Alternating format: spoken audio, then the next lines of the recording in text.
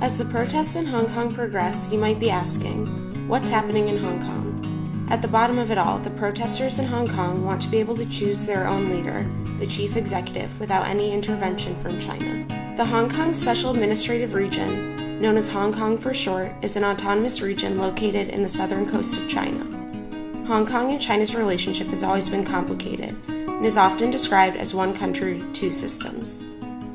After 156 years under the British rule, the United Kingdom handed Hong Kong over to China in 1997. The handover occurred under several terms of agreement, mainly that Hong Kong retains a high degree of authority over itself for at least 50 years after the handover.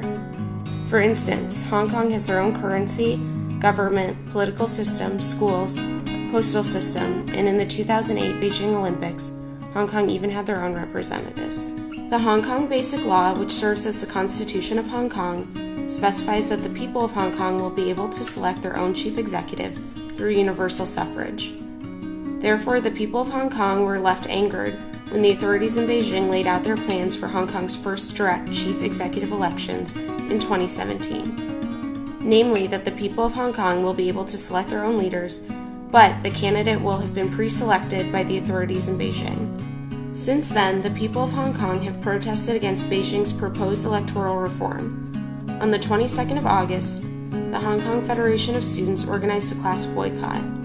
University professors as well as students all around Hong Kong gathered at University Mall wearing white shirts and yellow ribbons in unison. The boycott continued for a number of days, and on the 25th of September 2014, the Hong Kong Federation of Students organized another rally involving 5,000 people, after which they announced a sudden march to the government house.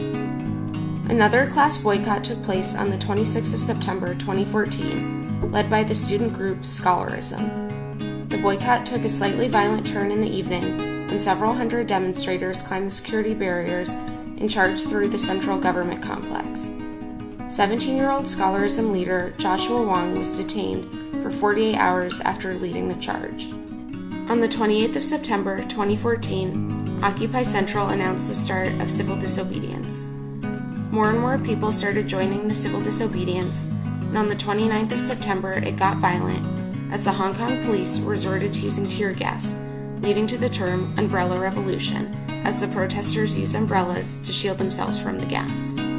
On the 1st of October, which marks China's National Day, the protesters showed their discontent with the government by attending the flag-raising ceremony, yet choosing to turn their backs against the flag while crossing their arms.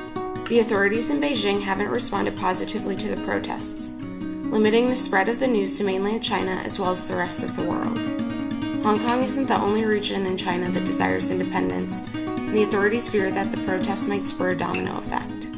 As the protests in Hong Kong continue, the fate of the Hong Kong government remains uncertain.